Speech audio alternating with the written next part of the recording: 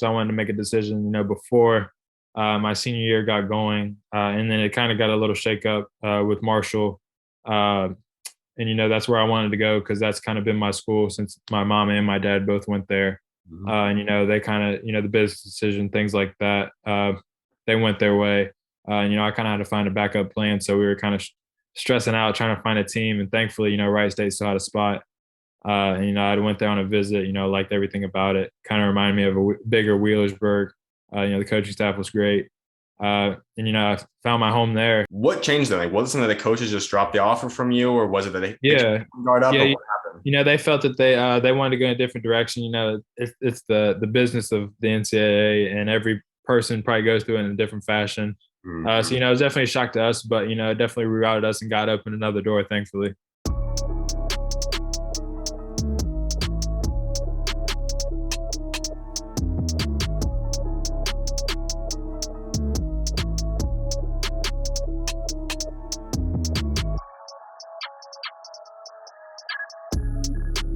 What's going on today? I am the host, SchuZ Schumaker, and joining me today is two-time All-Horizon First Team selection, one-time Horizon League All-Freshman Team selection. He also is a two-time Horizon League regular season champion, a one-time Horizon League tournament champion. He's the ninth all-time leading scorer in Wright State history, as well as their fifth all-time leading rebounder, third all-time in plus minus. He's first all-time in win shares, and he's the fourth all-time leader in free throws. And he's also now the newest member of the Ohio State Buckeyes, Tanner Holden. Tanner, appreciate taking time to come on today, man. Thank you. Thank you. I appreciate it. Absolutely, man. Well, you are already committed. You went in and out of that portal pretty quickly. How does it feel though? Now, have your decision made, you just got to get ready, get set now for next season at Ohio State. What's it feel like and what's going through your mind right now? It's a huge weight off my shoulders, my family's shoulders, because it's definitely a stressful process, kind of going from one team to another, especially living in a good situation now as at Wright State. It's definitely a tough decision, but, we prayed a lot about it and we felt this is the best decision for me and to get to the next level. So when you went into the portal, did you want to try getting it done as quickly as possible? Were you just okay saying, okay, however long this takes, I'm just going to follow God's path and see where it gets me? Or what kind of was your thought process on how long you want to be in there? Yeah, definitely I was open to everything. I just wanted to kind of see the schools that were interested in me, what their plan was for me, and what they saw me as in their system, and for the years to come, because everyone wants to get to the NBA. That's definitely a goal. So I definitely felt like whatever gets me most prepared for that next level, that's definitely the place I want to be. And if they have different things, nutritionists, things like that, it's definitely what we were looking for to kind of get my weight and strength up for sure.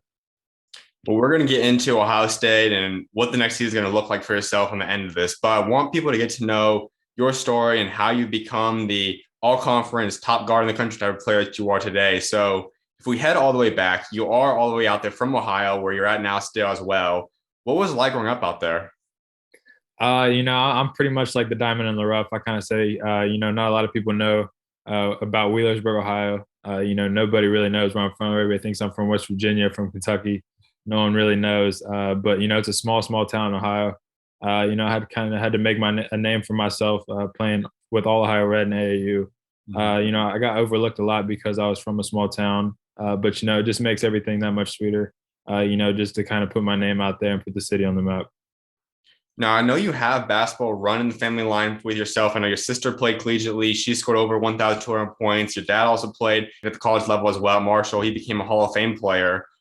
Take us to that aspect. So was basketball just kind of right up from the beginning for you? Was that your first love, or how'd you fall in love with the game? Yeah, it's definitely a first love. It's definitely a family love. My immediate family. So we all we eat, sleep, breathe, talk basketball every day. It's definitely kind of our family thing. With my sister Sydney and my dad playing, I felt like it was just destiny. I've loved basketball for as long as I can remember, and I definitely wanted to chase it. And I wanted to compete against those two and try and be better than them. Just the competitiveness of that. So it's definitely a family thing, and I think it's just God's plan that everybody kind of got put into basketball and got a lot of money paid for, scholarships and things like that. I have to imagine you have played one on one with your dad before. How do those games go? He's a post player, and he's bigger than me, so he just back down things like that. But if I get him on the 3 point line, it's me. We haven't played in a while. He's scared. I'm just kidding, nah, but We haven't played in a while, but I definitely want to get on the court one time. So the last time you guys played one-on-one, who won that game? It's been a while, but I think I won. We usually play like horse and things like that, but I win those games. But whenever it's house rules, Dad's always going to the post, and I can't stop him. How about your sister? I'm sure you guys have played before too as well. How did those games go? I beat her. Nah, we put up a fight. Definitely. It's definitely different. She's the older sibling, so she's definitely got some tricks up her sleeve. But it's always competitive. I think that's the great part about it.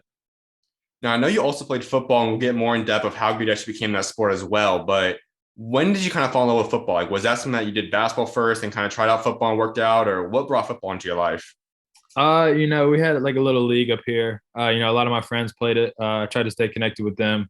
So I kind of just fell into football. Playing flag football in second grade, and then working my way up to tackle football, going through junior high and all that stuff. And it just kind of became just a fun hobby to do. Kind of still hang out with my friends, keep in shape, get stronger. It's fun. I'm from a football town.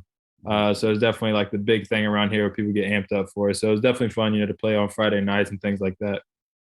Was football ever a sport? Did it ever get to a point where you actually were seriously considering it at the collegiate level, or was it always just okay? I'm playing basketball, football is just something I'm doing for fun. I was definitely thinking about playing football. Probably not 100%, but the options came around. I was getting a lot of letters from Ohio State, Michigan, Big Ten schools, and the basketball recruitment was kind of on and off a little bit because the recruiting process can be difficult. And so I was looking for a situation for me just to be as good of a person as I can be. Get the greatest resources I can. And I felt that football definitely had a lot of that with all the money that they could put into it.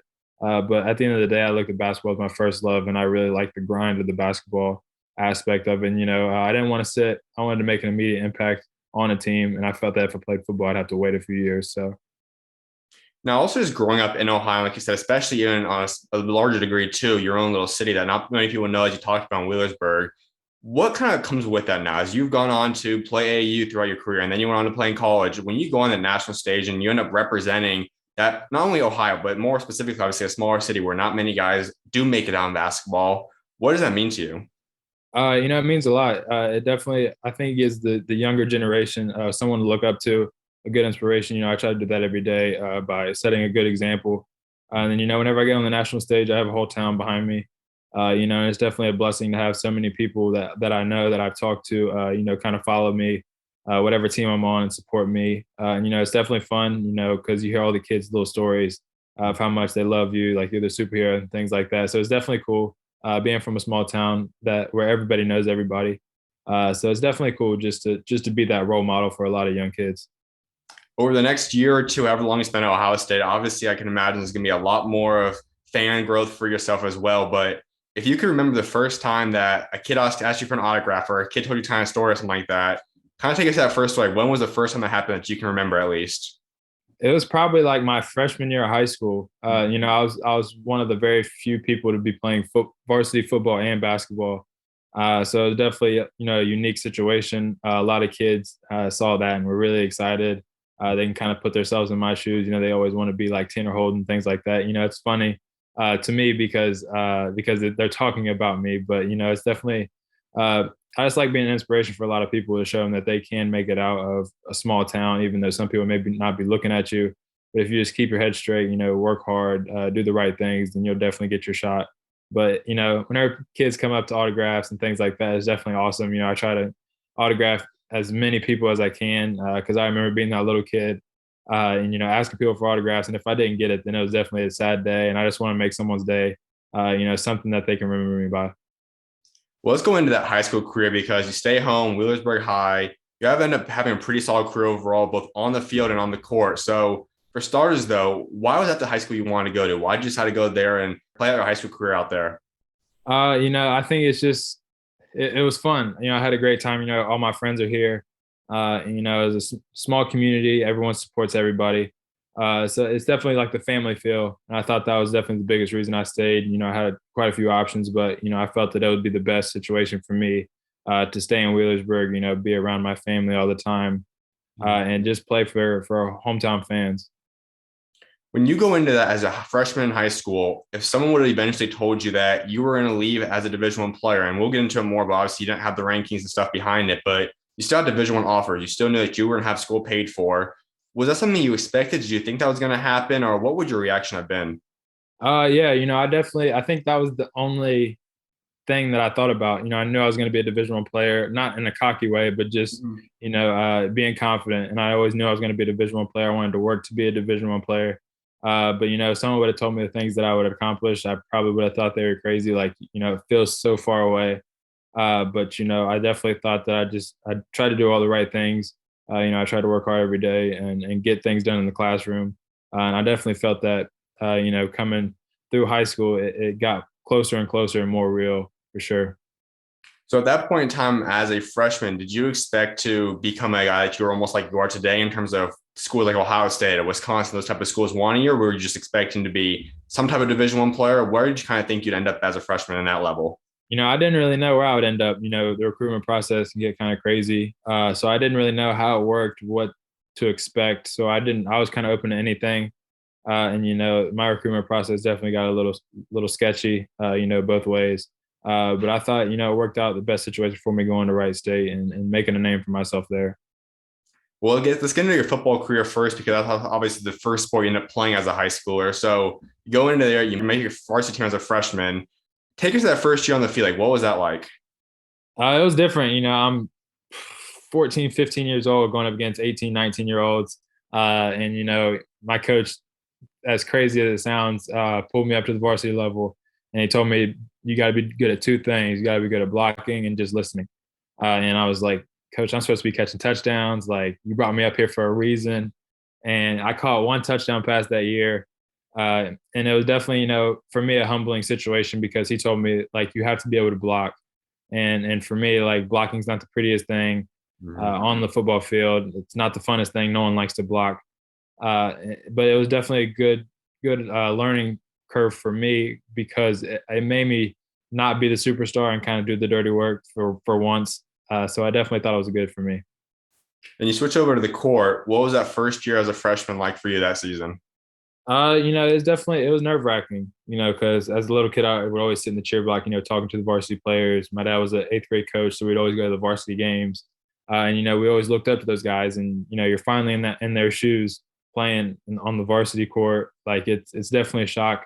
But, I enjoyed it. I thought it was great, freshman year. It was uh, definitely a change, not being the best player, guys being taller than me, things like that. So it was definitely good for me, to kind of go up against that. So when in your high school career did you start to believe that I can actually do this at a high level? I know that I can become one of the best players. I know that I can be a Division One type level player. When did you start feeling that about yourself? It's definitely whenever I got on the All Ohio Red team, coached by DeMarco Bradley. I played with a lot of good players, Jeremiah Francis, Amari Davis, Andre Gordon. A lot of big names who are at big schools. And I was competing with them. We were playing against some of the best players in the country, and I knew competing against those guys every weekend in the EYBL, like I knew I could play against them. I just really had to believe in it. Let's go into that sophomore year then on the field. You guys have a pretty solid season as well that year. You get more and more of a role that season as well. But what was that sophomore year like for football for yourself? It was definitely a jump because I was starting to be the guy. It was kind of my first year being more productive as one of the top receivers. So it was definitely fun. It was definitely a lot more glitz and glamorous. Scoring touchdowns and things like that. We made a good run, but it was definitely a fun year. I also want to touch up on your height aspect because we know you now as a guy that's a big guard and also to see what Coach Holtmann has in store for you. You're a guy that could obviously bring the ball up. You can run the two. Because of your height, you can run the three, technically two on more of a guard system as well. But that's not common for a lot of guys to be that tall, have ball handling skills. Was that something that's always been a part of you? Just have you always been a taller kid? Did you have a big growth spurt at some point? Or when did the height come? Yeah, yeah, I've definitely been a taller kid from my area. And my dad was a post player, and one of his biggest regrets was not being able to handle the ball. So he instilled in me and my sister that we had to be able to handle the ball. Thankfully, he put us through a bunch of ball handling drills. We got really good with our handles because whenever you get older, it's definitely hard to touch up on your handles. I think throughout the years, it's definitely paid dividends. Being a bigger guard, being able to handle the ball, bring the ball up the court, being more versatile was definitely a big key for me. That is something that we'll see in this next generation of kids. That's going to be something that more coaches teach and are okay with. But anyone that's pretty much been playing basketball now at the college or high school, even NBA level too, obviously, the pretty much the traditional has always been okay. If you're a certain height, you're not bringing the ball up, and that starts when kids are young. So, how big was it for your dad to pretty much enforce saying, okay, you can run some post plays here and there, but you're going to be bringing the ball up. You're going to still kind of develop and add on to your game in the guard sense too. How big of a pressure did he kind of put on that, saying, okay, I want this to happen for you in your career? Nah, he never really put a pressure on us. It's definitely our thing. Like if he has, I think the biggest thing is like accountability. If he has to push you to work hard, if he has to push you to do this and do that, then you don't want to do it. You don't really want it. If you want to go to the gym by yourself, if you want to, like I would always be asking my dad, pushing my dad, like, hey, let's go to the gym, let's go to the gym. And he wants that more than him always having to drag me to the gym, things like that. So I definitely thought like the drive that me and my sister had to be successful, the competitiveness was definitely a huge edge for us. Let's hop into your sophomore season on the court then. What was that year like for yourself? It was good. I definitely had a more bigger role. I was definitely more confident in myself. We had a pretty good team, senior led team. So it was definitely different. I had more guys to kind of play off of. I was definitely more confident in my game and doing various things. We had a pretty good season. It didn't end the way we wanted, but I thought it was definitely a big jump for me going into that summer and then for my junior year. And the junior year is really where things get going for yourself, both on the field and on the court too. So we head back over to the football side then. You end up having an incredible year. You guys win a state championship. You as a player end up having you be named offensive player of the year. Walk us through that though. Like to have that type of season as a junior, what was that season like? That season was definitely one for the history books. One that people in Wheelersburg will never forget. People still talk about it, and because it is the biggest accomplishment you can get for a football team in Ohio is winning the state championship, and for us to go undefeated, 15-0, like that's almost unheard of. I think we were the winningest team ever in history. The last team who did it won like 14 or 12 games. I can't remember, but it was definitely a crazy, crazy ride for us. For me, it was definitely a breakout year. I had a great team who put me in great position to be successful, and that's definitely where like the football recruiting definitely started. Getting all those accolades was definitely cool, but winning the state championship was something I would never forget. Probably definitely one of the funnest experiences I've ever had playing at the Hall of Fame field in Canton. And just going through that whole state championship experience, winning it with all your best friends, your hometown, bringing it back home. It was definitely a grateful experience that I got to do. When you were preparing for that season, did you expect to have the jump you had that year, or did that just kind of come naturally? Or take us through what you're expecting before that year started. I don't know if very many people know this, but it's actually kind of crazy because I actually thought about not playing that year. In my sophomore summer, I was talking with my family like I don't want to play football. I think it's gonna hurt my basketball recruitment. Like I don't want to play. I don't want to play. I remember my mom sat me in my kitchen and was like, Tanner, like you're just gonna try and play this year. Like if you don't like it, then your senior year you don't have to play. And as crazy as that sounds, I went to football weights. Like we started going, and then we won the state championship. And I looked at my mom. I was like, "Thank you for letting me play," because I would definitely have kicked myself in the butt if I wouldn't have been a part of the state championship team. Getting all the accolades, like it was definitely a joyful ride, and I'm so grateful that someone knocked the sense into me to play. Now, obviously, that had to be kind of a change for you too, because like you said, before that year started, you almost were already saying, I just want to go all in basketball. This is what I want to pursue. After that year, and you have the success you had in terms of becoming a runner up for the entire state player of the year in football, you become a co-offensive player of the year, like you get all those awards. Did all of a sudden you start feeling a little bit like maybe I could play this sport at the collegiate level? That's something I'd have interest in, or where did you feel long term wise in terms of football after that season? I never really thought that I would play collegiately just because, people for football like play that stuff like nonstop, big cities like Florida, things like that. Like they take that to heart. Like you get prepared being a football player, you have to train your body completely different. Yeah. And I just felt that playing football would definitely be a fun experience, like playing in front of 100,000, getting on the gear, things like that. Like football is definitely a fun game to play, but I thought not playing in front of my home fans beside my best friends, like it would just be different, and I wouldn't want to go through the grind the same as I would for basketball. So I thought, I definitely kept my options open if basketball didn't turn out the way I wanted it to.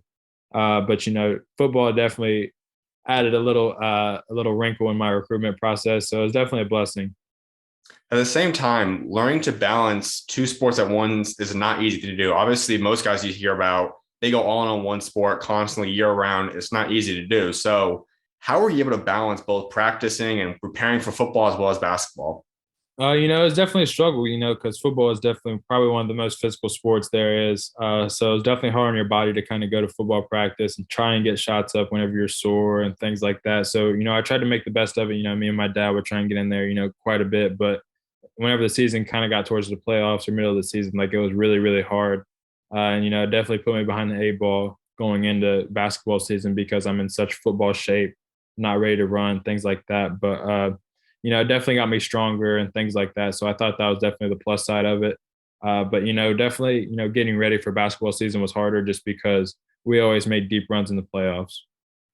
Now, I've got to ask you if you had to look at both, you haven't got to go through a training camp for football yet at the collegiate level, but if you would rather prepare for a basketball season, the conditioning to get ready for that type of season, or a football year, obviously kind of take out the love for, because obviously anything you love more is a little bit easier to do. But just in terms of work and getting your body ready for it, which sport's harder to prepare for? I think I think both sports in their own views are hard to prepare for, but I feel like football is definitely harder because it's such a physical toll on your body. Basketball is definitely different, but if you got people like Chase Young chasing you down, like getting hit by them, like you can't really prepare your body for that. You just kind of got to take it. So I definitely think like the physical aspect of football is harder to prepare for, but definitely like the conditioning for basketball is different because you don't have many breaks, but in football you kind of have the huddles in between plays. So it's definitely a different aspect in each sport. Your junior season was very special as well on the court that year. You guys have a pretty solid season, but you break out and have an all-state performance now that season. What was that year like? It was definitely fun. I thought that was definitely kind of like my coming out party, just to prepare me for my senior year. We had a really good team. We got to the state tournament, made it to the regional final, ended up getting beat, or regional semifinal, ended up getting beat to Harvest Prep. Really, really good school. So it was definitely, and I had a good game there. So it was, I thought that's definitely where kind of my basketball recruitment process got a little started, kind of got an upbringing. So I thought it was definitely good for me to finally get that clarity that people are interested in me in basketball and, football is still kind of there. But, for me, I always wanted to play basketball. So seeing all the schools starting to get interested was definitely a joy. So then you head into your senior season then, and obviously you kind of go through the recruiting process that summer. We'll touch up on that after high school, but take us to your senior year, both on and off the court. Like, take us to the ups and downs of that season.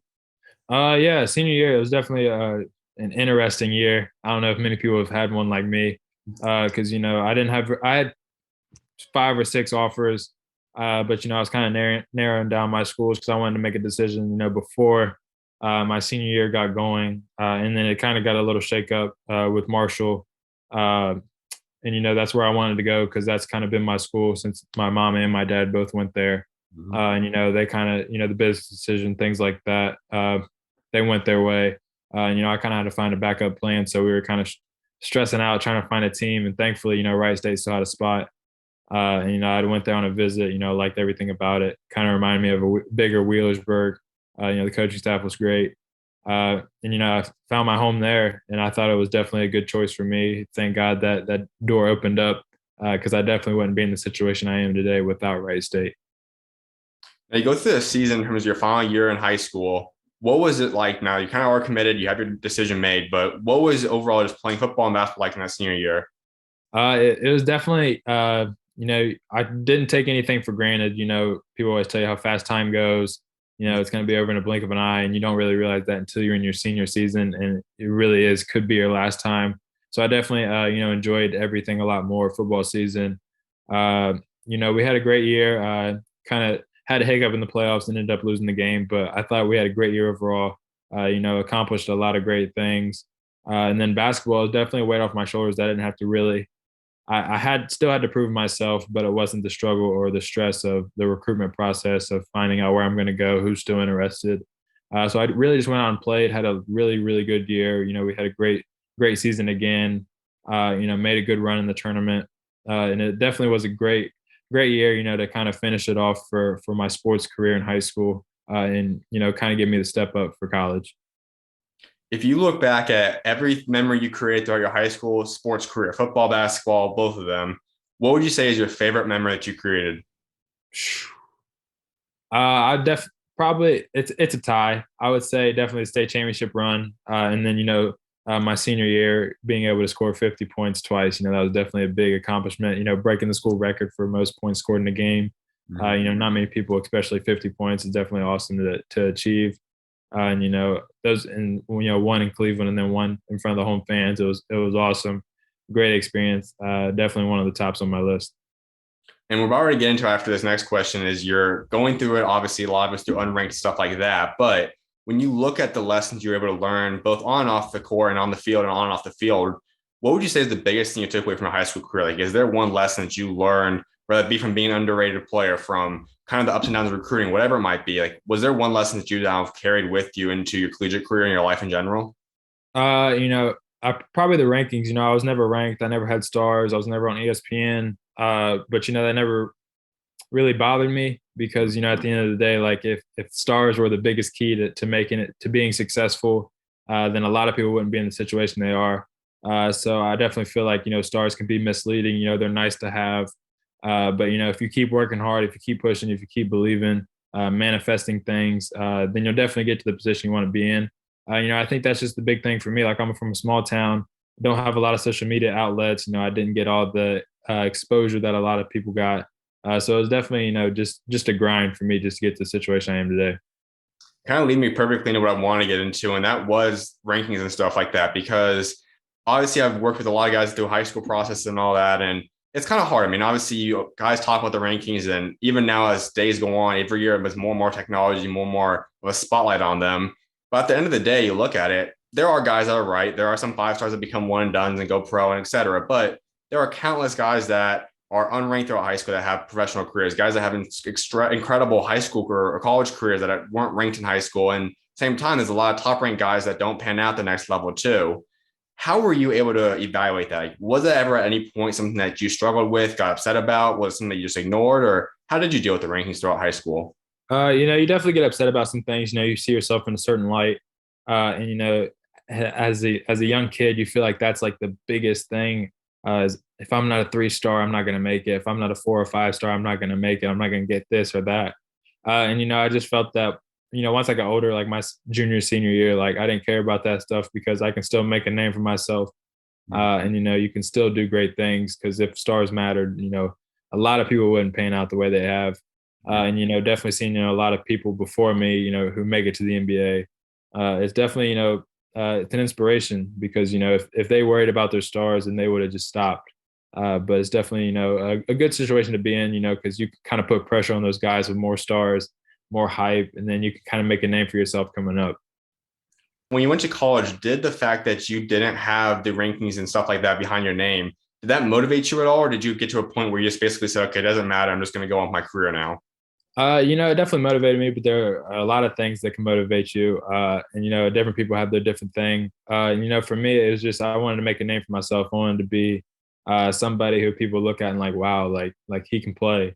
Because if you hear, all the big stars, like if they show out, then that's what they're supposed to do. Things like that, like they're supposed to do that. But for a guy like me who's not kind of under the big spotlight, if I do that, then it's really impressive. And to maintain that and sustain that through a career, through a season, then it definitely brings more light to me, the team, and whoever I'm representing.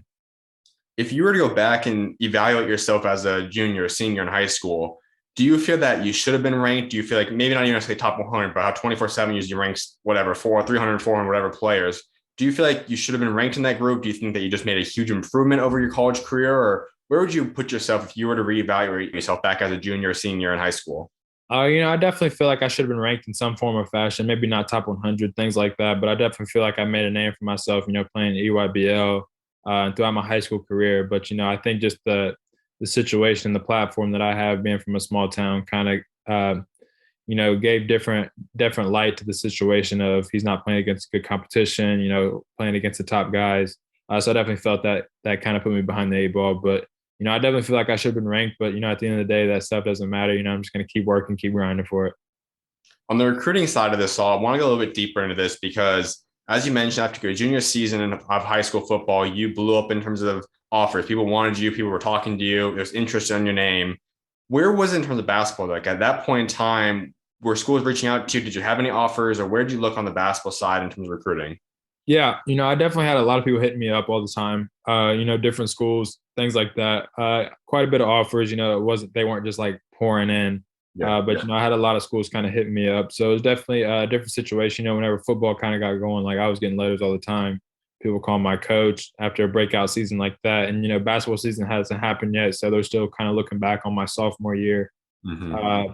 But it was definitely different because being a young kid, you don't really know the recruitment process.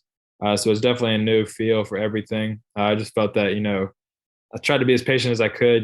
Kind of not get too psyched up about things because interest is different than an offer. So Yes. yeah. When was your very first basketball offer, and just take us through how it came to you and your reaction? My first basketball offer was my freshman or sophomore year. I think it was freshman year.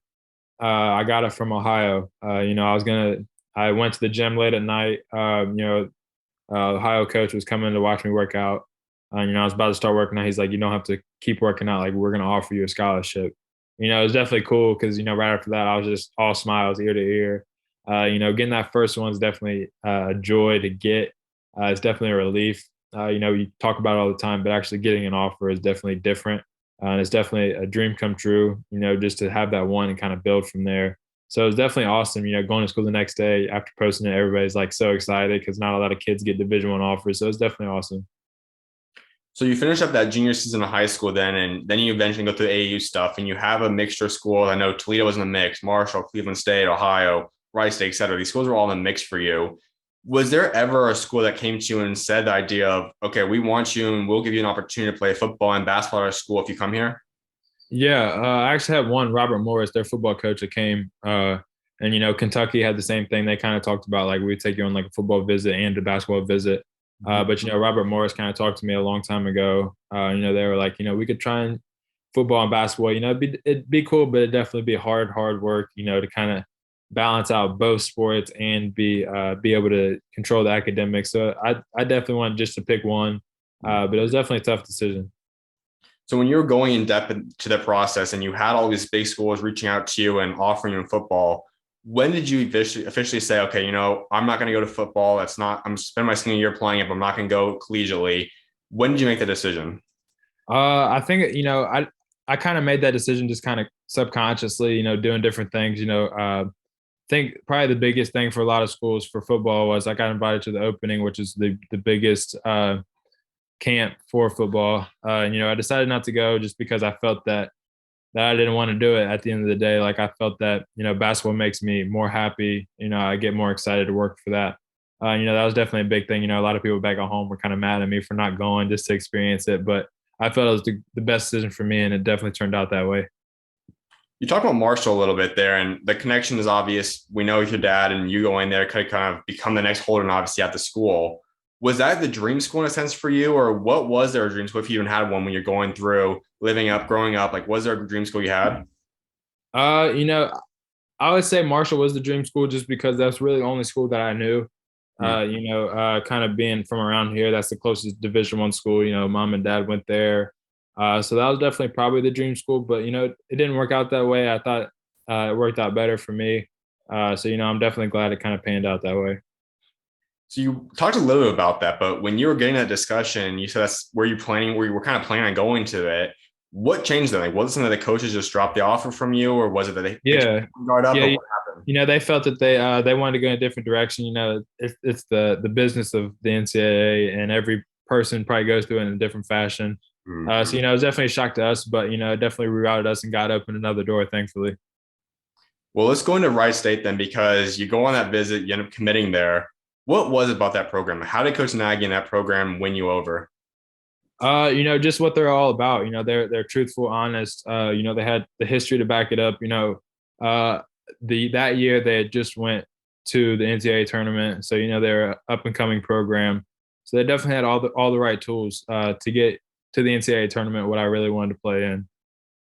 Well, you head in there as a freshman, and you have a much larger role than a lot of freshmen typically have as a freshman in college. You end up starting all but one game that season. You guys have an incredible 25-7 record as well. Did you expect to have that much of an impact from day one, or did that even shock you a little bit? It definitely shocked me. The second game starting, it was definitely a shock. We had a lot of good players that year, a lot of seniors, a lot of experienced guys. I was kind of the role player that year. I didn't really do much. I kind of just did my part. But it was definitely a big year for me and our team and the program in general. So I thought we did a lot of great things that year. Just didn't pan out the way we wanted to. To go a little bit deeper into Coach Nagy, you obviously have to imagine you two had a pretty good relationship you guys built over that 3-year span. What was it like playing for him? Yeah, it was awesome. Coach Nagy's a great guy. He's a hard nosed coach, but he definitely helps you work hard. We do a lot of good things there. So he definitely pulls the best out of you. So I thought we had a great relationship. All the coaches. We had a few different coaches this year, but all the coaches that we had, we all have a great relationship. We all do a lot of great things. And they want the best for us. So it was definitely a good situation I landed in. He obviously is an incredible coach in terms of winning. You guys have won. His program has won countless games. Has always got either won pretty much the regular season championship or found a way to get into the NCAA tournament too. What was it like? And how does he pull out of guys? What does he do to get guys to reach their full potential and help teams become successful in the Horizon League year after year? Uh, it's hard to pick one thing. I think it's just the expectation. Wright State's always one of the top teams in the Horizon League. So you have a lot of targets on your back. Being from Wheelersburg, that's how we always had it. So I was definitely used to that. They're a winning program, winning coach. So I definitely felt that just having that target on your back made you go even harder. So I definitely thought that was definitely a huge advantage for us to go even harder. To keep that tradition going of winning. When Coach Nagy first recruited you, got you on that visit, and he eventually landed you to the point that freshman year started for yourself, did he expect you to be a guy that he could trust to start from the beginning, or at least even have a heavy role in the team? Or what was his expectations, or what was he at least telling you he expected from you that freshman year? I think it was definitely a shock to him, for me starting because he had brought me in the office after the first game and said, like, I don't do this much. I don't start freshmen. But I think we're going to start you. So it was definitely, for me, it was a dream come true, starting as a freshman at Division I level. So it was definitely cool, but Coach Nagy, that was out of his comfort zone. So it definitely showed like the trust that he had in me, the reputation I kind of built throughout the season and through the summer. So it was definitely a good thing that I got that nod from him. If you could look back and pick out one memory that you two created throughout your guys' career, what would you say that your favorite memory is with him? Definitely winning the Horizon League championship, not because going to the NCAA tournament, but all the things that we went through. He had lost his dad before the season, and I had lost my grandfather, in early January. So having that shared experience and finally reaching the pinnacle that we've been pushing for so long was definitely a relief for both of us and our whole team who had went through a lot of things. So it was definitely a great weight off of our shoulders. Now, that freshman season, you also have a teammate that was already there for 1 year before that, but you two become eventually one, if not the best dynamic duo in the country. And I know a lot of people might disagree with that because you guys were not necessarily a quote unquote high major school and all that, but you and Grant Basile were a special dynamic duo that you two could go up pretty much against any other duo in the country and be right up there with that. So walk us through the year two you guys bond. Like, what was like playing alongside him, and just how did you two grow from that first day you guys met each other and started hanging out to this final games you guys played together at Wright State? Yeah, I think it was definitely crazy. He was there a year before me, his redshirt year, so he had a year in the system. And I don't even know what happened. We just kind of started gelling, over the years, kind of started to figure each other's game out and really started to complement each other really well. This last season and the year before that, I think we really started to complement each other in a great way to where we both kind of fed off of each other and got the recognition we wanted. And we got great things accomplished, and I thought we did a great job this last season of getting the goals that we planned. Did you two click right away? Did it take some time to develop that bond together, or when would you say you two officially clicked and you guys just knew, okay, we're close on off the court now? Yeah, I mean, he was definitely one of my go-to guys. We kind of lived right beside each other on campus. We hung out all the time. So I think we just kind of clicked, and then on the court, it just kind of happened. I don't know really what happened, or we just started finally figuring out like our sweet spots on the court, where we like to get the ball. We really just started to keep complimenting each other, and it worked out for everybody. I think we all did a great job of that. Well, walk us through that freshman season for yourself. You guys go 25-7. You guys have an exceptional season, win the Horizon League regular season championship. What was that first year like for you at Wright State?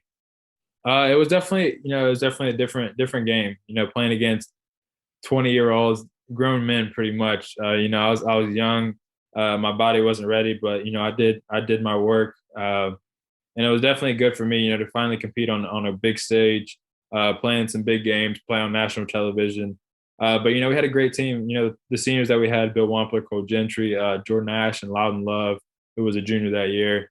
All the experience that we brought in was definitely a help for me because they helped me grow in so many different ways.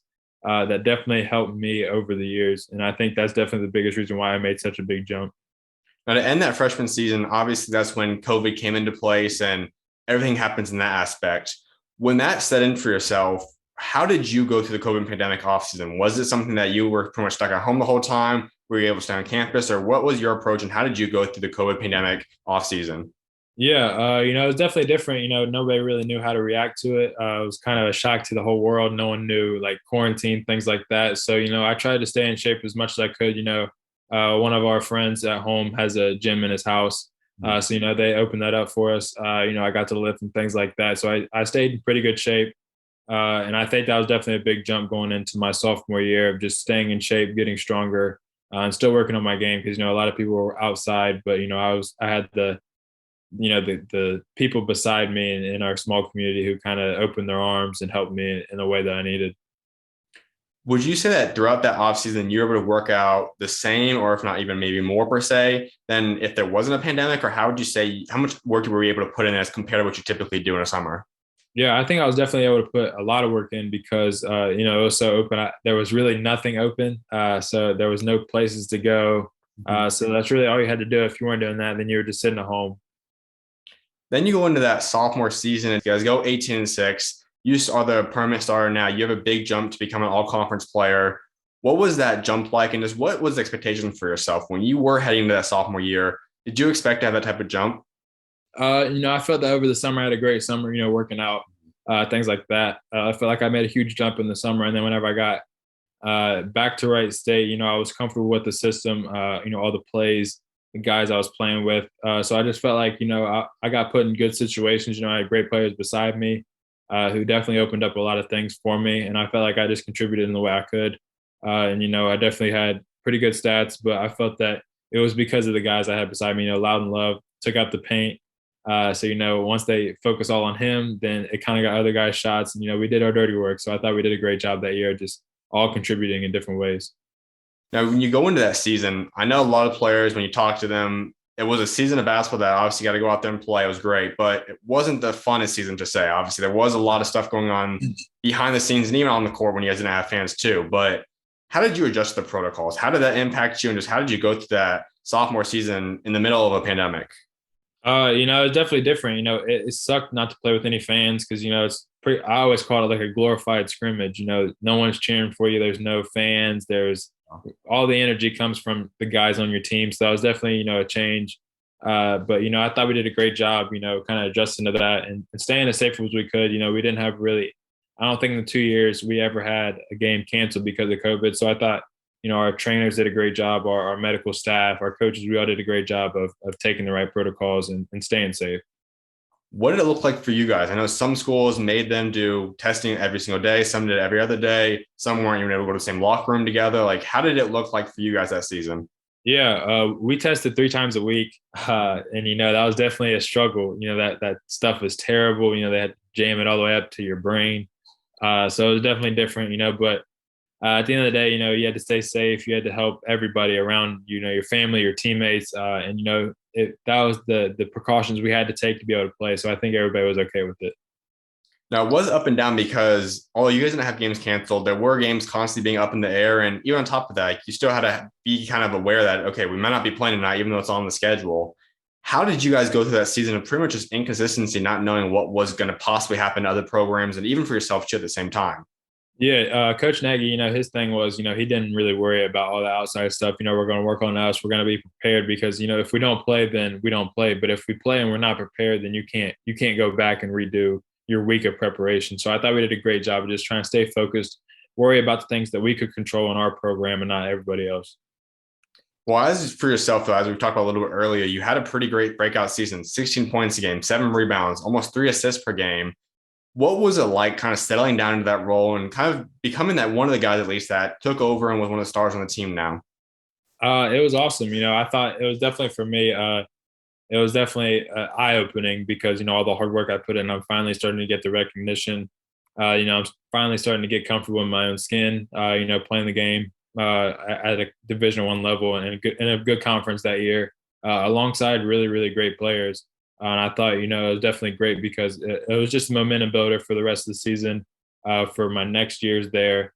So I thought it was definitely good for me just to kind of get that season under my belt, and then get the recognition first team All Horizon League. So it was definitely a blessing. When you then finish up that season and you head into an offseason that's a little bit more relaxed in terms of COVID stuff going on, what was your goal? Like, what did you want to improve on during this past offseason to get ready for what would become your best overall college season so far in your junior year? I wanted to get stronger. I wanted to be just a better leader because losing Loudon, he was the key to the Wright State team. Mm-hmm. He's still the key. Everybody still loves Loudon. So definitely losing that big piece of our team, we needed a leader to step up. So I thought, being a better leader, I wanted to work on my 3-point shooting, being more aggressive, getting stronger. I thought, but I thought the key factor was being a better leader because all that stuff kind of take care of itself. And thankfully, all that stuff did take care of itself. We did have a great year. When you guys were preparing for this season during the training camp and everything, what were the expectations? Because I know a lot of people that look at you guys, obviously, you guys lost Loudon, but you still had yourself and a lot of people expected to have some kind of big jump too. You guys have Green, you guys have Trey, a lot of other good pieces to AJ, et cetera. Were you guys expecting to have a better regular season in terms of that? Because you guys still finished 22-14. Obviously, the second half of the season was much stronger, but what were the expectations of the team for this year? It was definitely different. The whole summer we kind of prepared for Loudon not to be there, just so we weren't shocked by his decision. If he did come back, more power to us. If he didn't, then we're still prepared. But we definitely have high expectations. Like I said before, the Wright State program is a winning program in the Horizon League. So we definitely held those expectations and had to stick to them to keep the program going. We had different lineup. We had different people in certain spots. So I felt that we did a great job of getting guys in certain situations, certain positions to be successful. When Loudon officially made his decision and you officially kind of, in a way, took on that role, obviously there was still an opportunity for different guys to take that. But as we know now, you took that role and became the star of the team. What were the expectations for yourself? And did coach come and talk to you and say, okay, with him gone now, this is pretty much going to be you and Grant's team, at least as the leaders of this team? Do you kind of have that sit down talk with you, kind of saying, okay, we need to step up now? Or did that just kind of self come by yourself now? Yeah, it just kind of came. Coach had a talk with me, Grant, Tim, and Trey because we were 4 sophomores last year who all started. That was kind of unheard of. So we're 4 juniors now. So we were definitely kind of the engine to the team. Everything kind of fell on our shoulders, and I thought we did a great job. Throughout the whole thing, staying positive and trying to do as best we could to win games because we are the most experienced people on the team. If someone came and told you before that year started and they said, okay, you're going to have a season where you could debatably be the conference play of the year. You're going to be at least a first team member again, but you're going to average 20 points a game, 7 rebounds, be part of some exclusive clubs, and not just Wright State history, but the entire country. Was that something that you would have expected, or did that even shock you by how good you played this year? No, it definitely shocked me. Averaging 20 points is definitely a crazy stat, because, my game's definitely different. I don't shoot a lot of threes, but I can shoot threes. So it's definitely different. I got to the free throw line a ton this year and I actually made them. So thankfully, coming from my freshman year. So it was definitely, different. It was definitely eye-opening, just to show all the work that I put in is finally paying off and people can finally see that. When you said you got to the free throw line a lot, that was a lot, definitely is the right way to put it, because you led the country in free throws made this year. What allows you to get to the free throw line so much? Because that is a trait that I know NBA teams will look at. A lot of people know that's part of modern day basketball. How do you get to the free throw line? How did you become so good at that? I just stayed aggressive. I stayed attacking downhill. I didn't really try to shy away from contact. And I think whenever you go aggressive downhill towards the rim, and if someone hits you in any way, you're going to get the call. Because I think if you shy away from contact, you're not going to get any calls. So I just try to stay aggressive, and force the officials to call fouls. because it's definitely hard whenever someone's coming at you to kind of not foul them or not body them in any way. So I definitely thought I did a good job of that this year, and definitely just getting to the line because those are easy points. When you guys were going through the course of that season, as I mentioned a little bit earlier, there were a lot of ups and downs for you guys. You guys head into the conference tournament, though, as a 4 seed, obviously a pretty overall good squad. And this was a stacked year for the Horizon, a lot of talent in this conference. But you guys obviously know you got yourself, you guys got Grant, you guys got the whole group we already talked about. How are you guys able to come out of that as, in a way, the underdog, obviously being the 4 seed? How are you guys able to come out of that and become champions and just take us to that tournament run? We had a lot of downfalls this year. Different people, a lot of loved ones passing away. So it's definitely a shakeup. All throughout the season we went through stuff like that. But it definitely brought us closer. It made us work harder as a team. But going into the Horizon League tournament, we were half a game back from being the first seed from winning the conference. So it wasn't as spread out as everybody thought it was. But I think just the experience and just the chip on our shoulder that we had from the first 2 years of getting to the Horizon League tournament. We lost in the semifinals the first year. Second year, we blow a 26-point lead. So we definitely had some fire to us. We had to come back from some deficits, but I thought we just played harder than every team. We stuck to our guns. We played our game. And I thought we just kept chipping away. We just kept playing. We didn't stop because we knew the end goal and we knew what we wanted and we weren't going to be denied. And I thought that was the biggest thing. You talk about loss in your guys' team, and obviously you mentioned coaching in the beginning of the season. When that happened for you in January, how did that change for you? Like, what impacted you, and how did you ultimately overcome that and still put together the numbers that you did in the second half of the season? It definitely hit me hard because, being at Wright State, I was 2 hours away from home. So it was kind of hard for me to come back and forth as he's kind of struggling. But, I still really haven't overcame it. But, I know him. He was our Superman, as we all in a family say. And he would want us to all work hard, continue to work hard, and do great things. So I feel like, once he passed, to carry on his legacy and everything that he wanted for us, I felt that I just had to, push myself to be great and to accomplish great things and just keep going. Because I think if I would have quit, he would have been really mad. So I just had to keep pushing and do great things, and thankfully it worked out that way. We accomplished big things this year, so I couldn't be more thankful for all the lessons he taught me. Because I definitely wouldn't be able to do it if he didn't teach me all those things. When you guys were able to come out of that conference tournament and win it, and you guys were champions, you guys went to the big dance, you guys got a win over Bryant. Obviously, it didn't necessarily end necessarily the way you guys probably wanted to. You guys, of course, the goal would have been to win it all, but just to know the success that you guys had as a team this year through all the obstacles, what did that mean to you guys? It means everything because I've said multiple times, like, through all the adversity we faced, not even on the court, off the court, people could have stepped out, we could have quit, we could have just wrapped it up and called it a season. But we fought each and every day. I thought we did a great job of staying positive, loving on each other, praying for each other. I thought we did a great job of just sticking together through everything.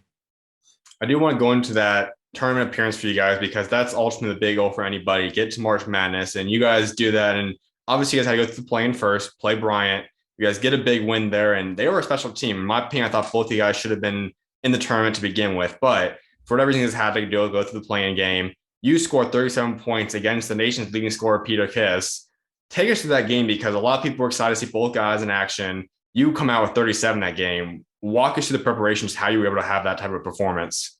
I just stayed level-headed. I didn't try to make the moment too big for myself. Didn't try to shy away from my game, what I was good at. They were playing a zone, so zones are pretty easy to pick apart whenever you can get to the middle. I'm a good mid-range shooter. I thought I did a great job of just finding open spots. My teammates found me in different spots. I just had to hit the shot. So definitely had a lot of open shots, but I thought we just did a great job. Just feeding off the energy of the crowd. Being in Dayton, so close to Wright State. Everybody was pulling for us, so I thought we did a great job. We just kept fighting over and over again, and thankfully we got a pretty big win in front of the home fans. Just to live out the dream of any kid to be able to play on March Madness where the whole world's watching you guys play. What was it like being a part of that atmosphere and playing in that type of moment? It was crazy. There's 13, 14,000 packed in UD Arena. It was a dream come true, playing so close to home at Wright State. And playing on national TV in March Madness. It was definitely a dream come true for everybody on our team. And especially getting the first tournament win in history, it was definitely big. So it was definitely awesome, just to be a part of that. something that nobody could ever take away from us. So it's definitely special. Obviously, a lot of change happens after that, but my last couple things about Wright State I want to get into. The first one is, as I mentioned during the intro, you've already, and you only played 3 years there, but you put yourself in the top 10 for multiple stat categories in program history. So that you left that type of imprint on a program, and that's including going through the COVID pandemic for a year and a half of that too. What does that mean to you? Just what is it like looking back at seeing everything you accomplished in just 3 year span? Honestly, I didn't even know until you kind of said it. So it's definitely cool, that I left the print that I did in the time that I was there. And I'm thankful for the coaches who put me in great situations and the teammates that I had, who kept pushing me every day, and helping me get better. And I definitely think I wouldn't have been able to do it without the coaches or the players that I was with. If you look back throughout all 3 years, what's your top three moments from your college career so far? Uh, Probably no order. Probably beating NKU my freshman year at NKU, Mhm. and then clinching the uh, regular season tournament or the regular season championship, and then definitely winning the Horizon League tournament this year, and then definitely I think the NCAA tournament against Bryant. I think that was an awesome experience that no one, not a lot of people get to take part in, especially being in Dayton. Like I said, like we were so close to home. Like just the fans being able to experience that with us was definitely the biggest part. Well, let's go into this next process because after the season comes to conclusion, then you obviously decide to put your name in the portal. You go to Ohio State. But at what point did you start realizing, saying, okay, I've accomplished a lot now at Wright State. I think it's best for me to move on to find a new program for myself. When did you come to that conclusion? Just what kind of brought you to that conclusion, saying, it's time for me to move on? Like, what led to that decision? It was definitely a tough decision. I came home after I think we got from San Diego, had our team meeting, and then I came back home. And I talked to my family and a lot of people for a whole week about it. Long, long nights talking about it. Weighing pros and cons, different things like that. So it definitely was not an easy decision. I put so much time into making the best decision for myself and my family. So it was hard. Grant leaving, it was definitely different. You never know how the offseason will shake up with the transfer portal. So I was there was a lot of uncertainty with our team. So I just felt that I needed to make a decision for myself and my family. We ended up putting my name in the transfer portal, and it was definitely a stressful couple or a few days. With all the calls and things like that, decisions you have to make. Thankfully I found a great school in Ohio State. If Grant didn't put his name in the portal, do you think you guys could still return if you were still part of this team? Do you think you two would have tried running it back one more year, or do you think either way you would have Yeah, ended up in the portal? yeah, I think definitely. If we all stuck together, we definitely would have ran it back again. Mhm. But different things were kind of shaking up. There was just a lot of uncertainty. I felt so. There was nothing against Wright State or Mhm. anybody on the team or the coaching staff or faculty or anything like that. I just thought that there were a few decisions that we had to make, and I felt that this was a good decision for me for the next level. So did you and Grant kind of talk it through at all, kind of saying, okay, it's time for us to move on, maybe even team up still again, or did you guys ever talk since the guys had that final meeting? No, not a lot of us talked because a lot of us went home. Kind of spent time with my family with a busy off or busy season. So a lot of us went home, and he kind of made that decision with his family. He felt that was the best decision for him as well. So it's just a new era. You can't fault somebody for wanting to better themselves or go to the next level, things like that. So if he thought that was the best decision for him, then I'm proud of him. I always support him. And I felt that this was the best decision for me. So He obviously hasn't made his decision yet. You have. Is there any chance you two teaming up again? Is that something that Coach Holtman's brought up? Have you talked to him about that yet, or is he probably going to go a different direction now? nah, I haven't talked to him about it. Grant's had a lot of schools hitting him up, so we'll definitely see. I don't know whenever he's going to commit, but we'll definitely see. He'll make his mark wherever he goes for sure. Now, in terms of Wright State, are you obviously Coach probably haven't talked to him too much because he's also going through the portal too. But would you say you guys were able to end on pretty good terms, or? Yeah, definitely. I thought the season that we had, we definitely ended on good terms. We broke a lot of records. We brought the program back on top finally. So I thought we ended on good terms. I love those coaches. They did a lot for me. They prepared me for this. I don't think I would have the decision I made without all the things that they gave me, all the tools and the exposure and things like that they poured into me. So I definitely, they're definitely a huge part in everything. Well, let's go into the portal process because we know you're at Ohio State, and as I mentioned too, it was a pretty quick process for yourself. But I know that your phone was blowing up. I can imagine just about any school would have wanted you at the program. So, who really wasn't the legitimate mix for you? Like when you were kind of narrowing it down to a certain extent, who was in that final group for you? The first day, I talked to Ohio State, Clemson, DePaul, Minnesota, Wisconsin, a lot of schools, Marquette. So it's definitely a lot of schools. But whenever I really looked at it, like I'm a homebody, so it has its pros and its cons. And Ohio State presented, and I thought that that was the best situation for me because I'm still close to home.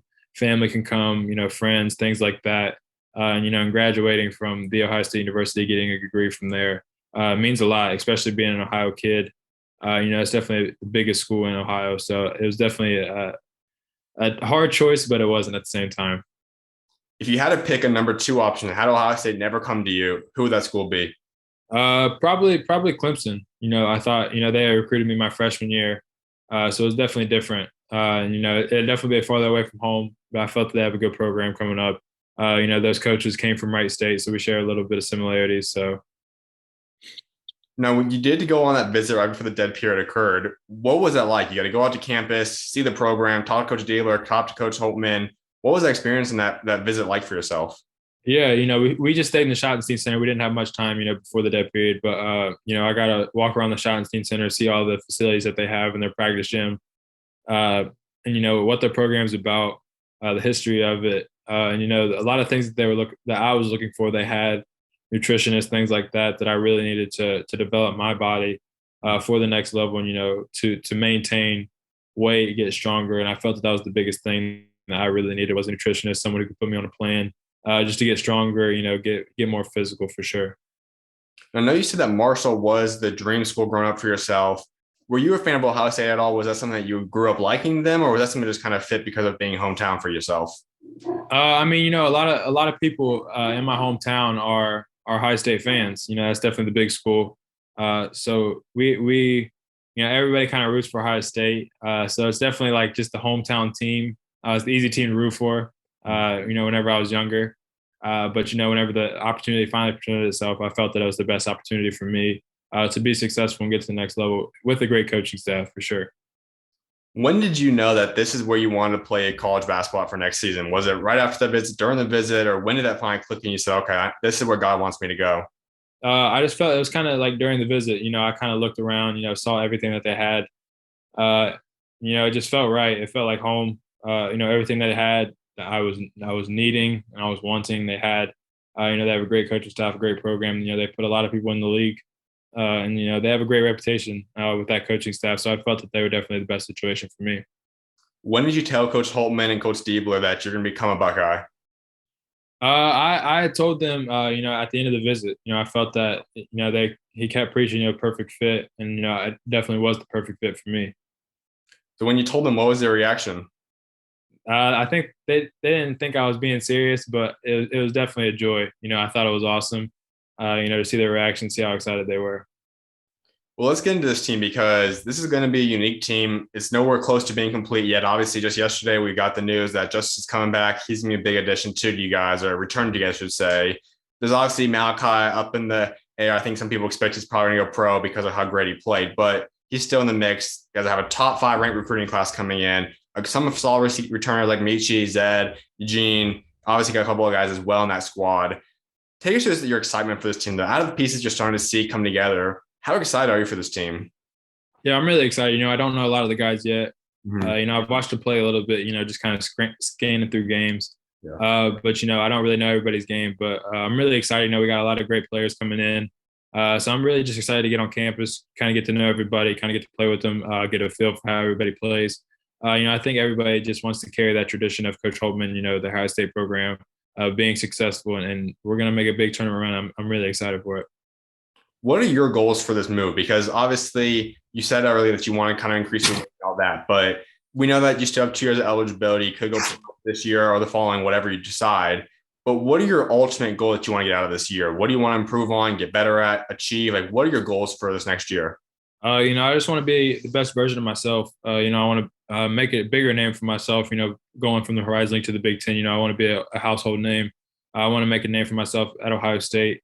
I just want to have a good year. I want to be a great leader, and I just want to improve on the things I need to improve on to be a better player, and just make a name for myself overall. I think that'll be the biggest key. Put myself in a good spot. To get drafted, things like that. So I'm just excited, to finally get to compete on the big stage, and I'm really, really just excited to be an Ohio State Buckeye. I can't imagine you got to talk to Coach Holtmann too much yet, but from what you have got to talk to him about and see him and whatnot, what is he like just being around both on and off the court so far? Like, what's it like just being around Coach Holtmann off the court so far? He's an awesome guy. He's a genuine person. He kept preaching trust, and I felt that was the big thing. Like, he's going to tell you the truth. He's going to be honest with you. He's going to tell you what you need to work on, and he's going to push you. And I thought that was a great thing. They have a great coaching staff. And a lot of they have one more spot to fill, but I think they have a great program in itself. And I'm excited, because they'll put the time into you, and they have a lot of resources. So I'm really excited just to kind of get there and get going. What does he expect from you in terms of a player? When we look at you, like I said earlier, you're 6'6", so running the 1 to 3 is something you're more than capable of doing. Possibly even guarding some forwards you could do as well. What does he want you to be? Is he planning on you just being the primary point guard, a little bit off guard ball, small forward? What is he planning for you in that aspect? We haven't really got to the roles yet. With Malaki leaving, I think that was kind of the spot, just because I think that they think he's going to go pro, as a lot of people do. So we'll kind of see where the roles fall. But you never know until you kind of get up there, play with the guys, kind of get involved in the system. So I guess we'll see. Whenever we get up there. Now, Buckeye fans are ecstatic to have you out there. You're going to be a big-time player. Obviously, you've had a great college career so far. What can you tell them that you're going to bring to this program, though? When you do get out there and start playing, what are you bringing to Ohio State? I'm just going to bring, a lot of energy, a lot of love for the game. I'm going to try to be that workhorse who just enjoys winning, will make winning plays, and someone who really loves the game of basketball and is going to work as hard as he can to make himself and his teammates better. Just keep building on the tradition of the Ohio State basketball team and, make a big run like everybody wants. I'm sure you're kind of used to being that hometown hero now. You've done it your entire life, but this is on the biggest stage you've done it now, where you're going to be the Ohio kid playing at Ohio State. What does that mean to you? It means a lot, just because, this is the hometown team. A lot of, very few Ohio guys really get to play. Some people go different routes, things like that. But, it's special. It's special to be an Ohio kid to play for Ohio State. It means a lot to a lot of people, including myself. So I'm really just excited to get there and really represent Ohio State. Do you feel any sense of pressure that's going to be on you, not being one of those top players at the hometown team? Or are you just ready to embrace it? Or what's kind of your thoughts behind that? I'm just ready to embrace whatever. Coach is going to put me in a good situation. I know, we're going to have a lot of good players. So I'm just really excited just to get the ball rolling and finally, get involved in the system, learn the new system, coaches and new players. So I'm just excited, whatever role is put on me, then I'm going to be the best at it for sure. If you could pick one team that you're most excited to go up against next year, what team would that be? Team up north, for sure. I'm excited for that one. I think everybody's excited for it. Absolutely, man. Well, a few more things before I let you go. One of which is talking about NIL. It's obviously a huge thing, and there's going to be a lot more opportunities NIL-wise at Ohio State now, obviously. So one of those things I know you've already got into is the Foundation Ohio. Walk us through that a little bit. Like, what led to that decision? Just take us to that a little bit. After I committed, they Brian Schottenstein kind of hit me up.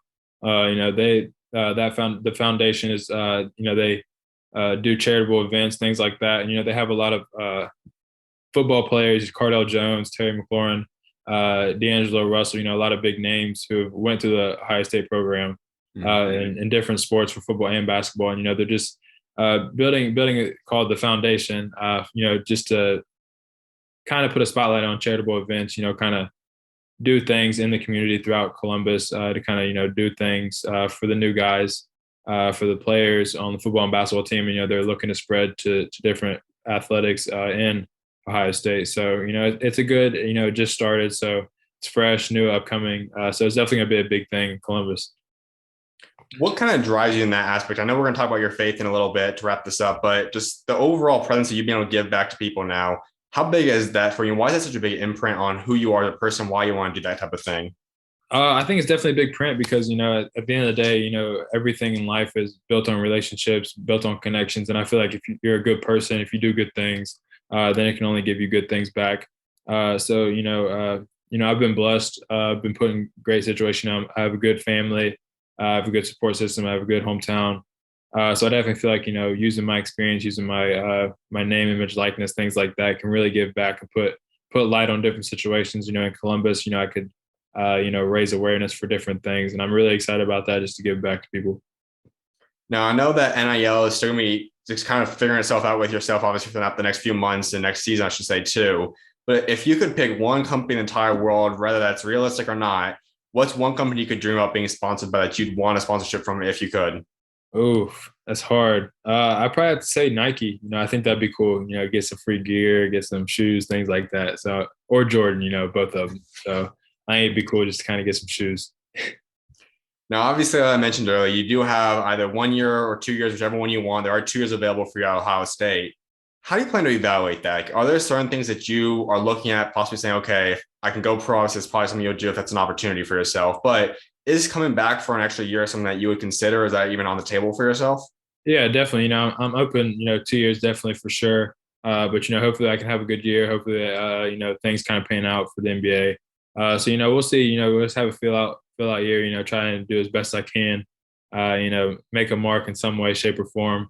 Mm-hmm. Make a big run, like I've said. So I'm definitely open. I'm definitely looking at staying for 2 years. Being a Ohio State Buckeye for 2 years. So yeah. Well, I know that all guys do want to be remembered for something. So when you do leave Ohio State, right at being 1 or 2 years, what do you want to be remembered for what you achieved both on and off the court throughout your career there?